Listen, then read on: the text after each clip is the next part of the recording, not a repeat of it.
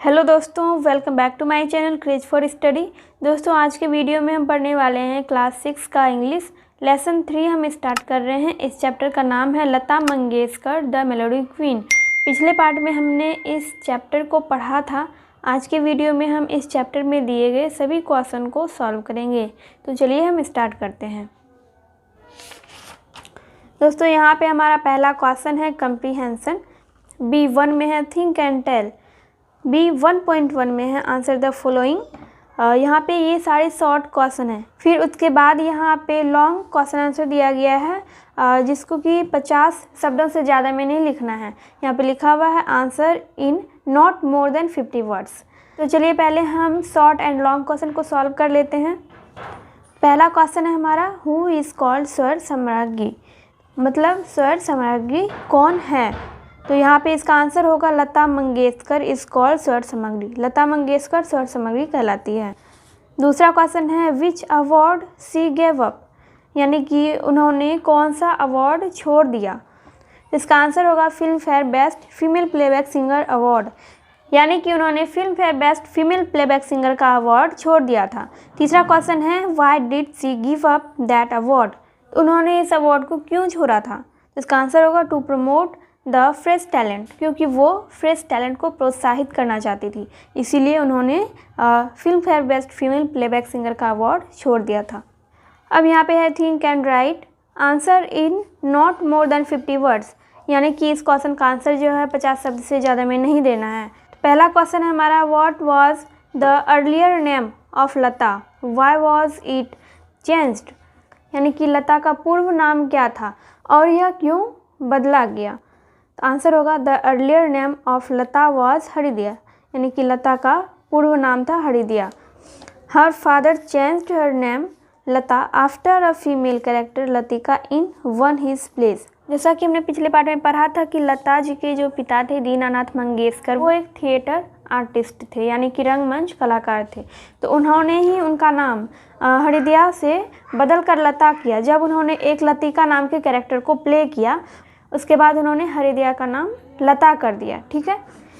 दूसरा क्वेश्चन है Lata ji refuse to accept the Filmfare award, why did she do so, what light does it throw on her personality, यानी कि लता जी ने film fair award को स्वीकार नहीं किया, तो उन्होंने ऐसा क्यों किया, इससे उनके व्यक्तित्व पर क्या प्रकाश पड़ता है।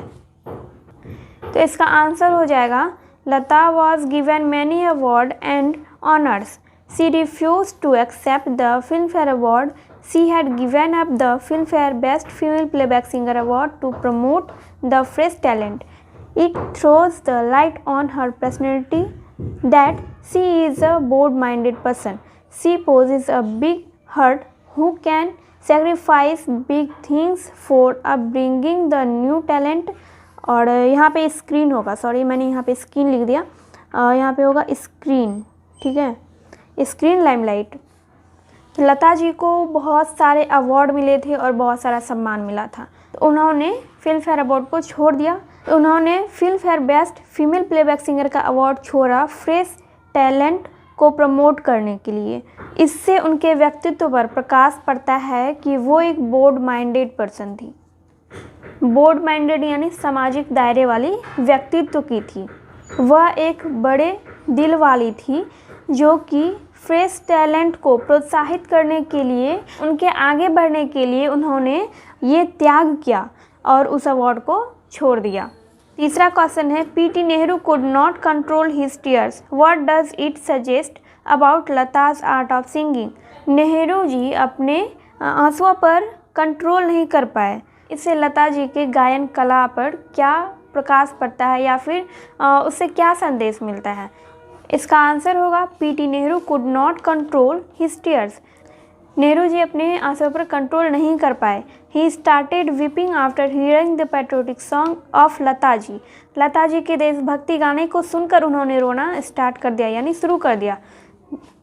द सॉन्ग वाज ए मेरे वतन के लोगों, PT Nehru wept like a child hearing the patriotic song. यह गाना था ए मेरे वतन के लोगों। नेहरू जी ने इस देशभक्ति गाने को सुनकर रो दिया एक बच्चे की तरह। It suggest that Lata's art of singing is of outstanding class. इससे यह संदेश जाता है या फिर यह सुझाव देता है कि लता जी का गायन कला आउटस्टैंडिंग था, यानी बहुत ही ज़्यादा अच्छा था। Her song immortalize the heroic deeds of our soldiers who sacrificed their lives for the country. उनका ये गाना देश के लिए शहीद हुए सैनिकों के लिए, उनके त्याग के लिए है। Her art of singing touches the core of the heart. उनकी यह गायन कला दिल को छू जाती है। C1 का क्वेश्चन है, go through the text again and again and give the meaning of the following words. तो यहाँ पे इसका मीनिंग लिखना है। सेक्रीफाइस है तो इसका मीनिंग होगा to give away one's life for the sake of one's country. Sacrifice यानी कि त्याग या बलिदान। पेट्रियोटिक मतलब देशभक्ति। Having love for the country. Native यानी कि जन्म स्थान या जन्मभूमि। The place of one's birth. उसके बाद है गेस्चर। गेस्चर मतलब होता है इशारा या भाव, तो इसका मीनिंग होगा काइंडनेस या मोशन ऑफ बॉडी। तो गेस्चर के और भी मीनिंग होते हैं।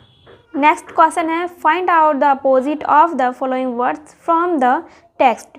तो यहाँ पे वर्ड है डिसऑनर, यूजुअल, प्रोटेक्शन, मॉर्टल। तो इसका हमें अपोजिट वर्ड लिखना है, जिसको कि हम उल्टा शब्द बोलते हैं। तो इसका उल्टा शब्द हमें लिखना है। डिसऑनर है, डिसऑनर का होगा ऑनर। डिसऑनर मतलब असम्मान, ऑनर मतलब सम्मान। यूजुअल मतलब सामान्य, अनयूजुअल मतलब असामान्य। प्रोटेक्शन यानी कि सुरक्षित या सुरक्षा, अनप्रोटेक्शन यानी कि असुरक्षा या फिर असुरक्षित। मॉर्टल मतलब होता है मरणशील और इमॉर्टल मतलब हो गया अमरणशील। अगला क्वेश्चन है ग्रामर। कंजक्शन से रीड द फॉलोइंग। पहले हमें इसे रीड करना है, उसके बाद इससे रिलेटेड जो क्वेश्चन दिया गया है उसको हम सॉल्व करेंगे। पहला पॉइंट है, her father was a classical singer and a theatre artist. Here we see two traits of the same person joined by using and. दूसरा पॉइंट है, the family's last name used to Hardikar but Dinanath changed it to Mangeshkar. Here but is used to join two opposite things or things contrasting in nature। अब यहाँ पर इससे related एक question है, now insert either and or but to complete the following sentence। यहाँ पे जो question दिया गया है इसमें हमें and और but फिल करना है। जैसे कि पहला क्वेश्चन है, he is a naughty boy dash good in studies। तो यहाँ पे हम फिल करेंगे but। He is a naughty boy but good in studies। वह एक नटखट लड़का है पर पढ़ाई में अच्छा है। दूसरा क्वेश्चन है, he is a player dash a singer। तो यहाँ पे हम फिल करेंगे and। he is a player यानी कि वह एक खिलाड़ी है और एक गायक है। तीसरा क्वेश्चन है, Raju shouts loudly in the playground dash speaks very slowly in the class। यहाँ पर हम फिल करेंगे but। Raju shouts loudly in the playground but speaks very slowly in the class। यानी कि राजू खेल के मैदान में बहुत ज़ोर से चिल्लाता है लेकिन क्लास में बहुत धीरे बोलता है। अगला क्वेश्चन है, let's talk and right. Everybody has a hobby, what is yours. यानी कि प्रत्येक का शौक़ होता है और आपका क्या है। मतलब कि हर इंसान का कुछ ना कुछ शौक़ होता है, तो आपका शौक़ क्या है। Discuss in groups your hobbies and then complete the sentences given below.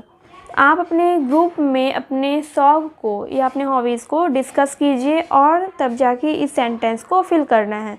तो यहाँ पे आपको हिंट्स भी दिया गया है और इसी हिंट्स से आपको इसको फिल करना है। तो यहाँ पे है आई एम अ। तो आप बॉय हैं तो बॉय लिखेंगे, गर्ल हैं तो गर्ल लिखेंगे। तो इसमें हम टिक लगाते हैं गर्ल में।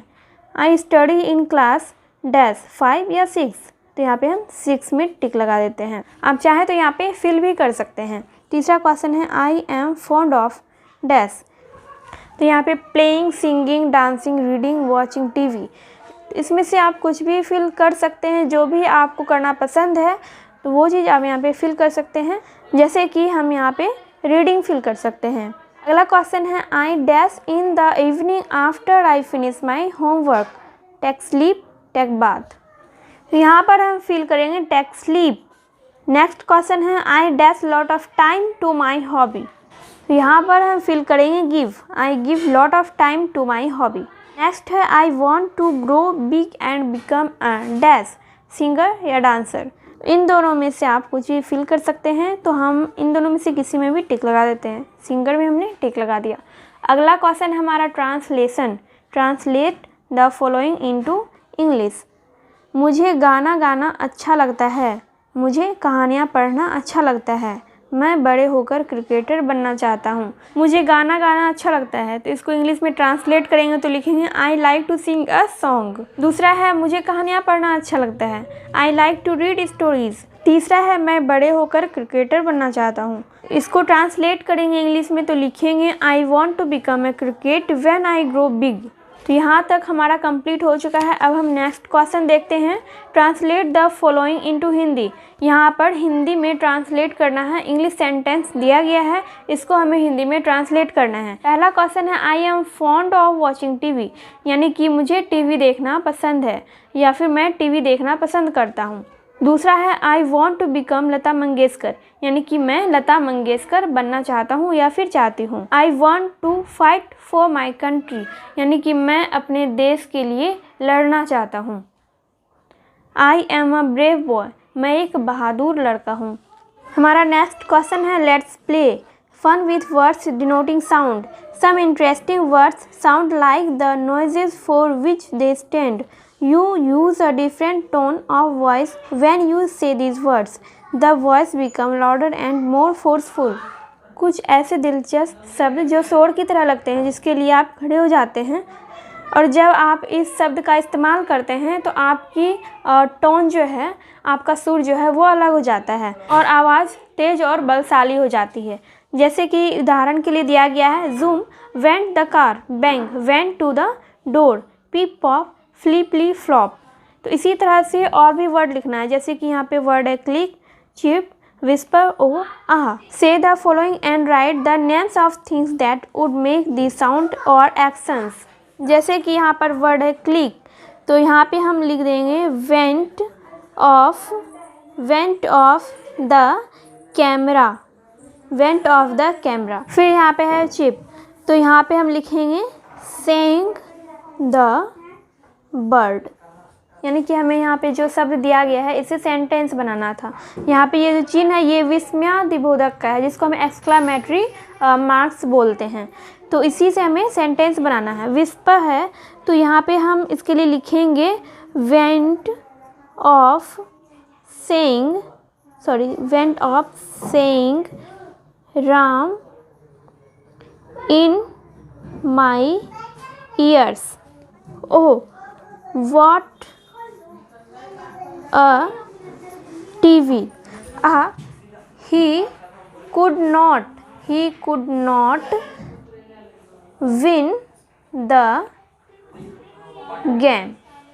तो इसी तरह से हमें यहाँ पे सेंटेंस बनाना था इस वर्ड को लेकर। और इसी वर्ड के बारे में यहाँ पे दिया गया है कि जब आप इस वर्ड का यूज़ करते हैं तो आपकी आवाज़ जो है, आपकी सुर जो है अलग हो जाती है और आवाज़ तेज हो जाती है और बलशाली हो जाती है। सो फ्रेंड्स, आज का वीडियो हमारा यहाँ पे कंप्लीट होता है और हम नेक्स्ट वीडियो में नेक्स्ट चैप्टर स्टार्ट करेंगे। वीडियो हेल्पफुल लगी हो तो वीडियो को लाइक कर दीजिएगा। चैनल पे पहली बार आए हैं तो चैनल को सब्सक्राइब करना मत भूलिएगा और साइड वाले बेल आइकन को ज़रूर से प्रेस कर लीजिएगा, ताकि मैं जब भी वीडियो अपलोड करूँ तो उसका नोटिफिकेशन आपको मिल सके। तो चलिए मैं मिलती हूँ आपसे नेक्स्ट वीडियो में।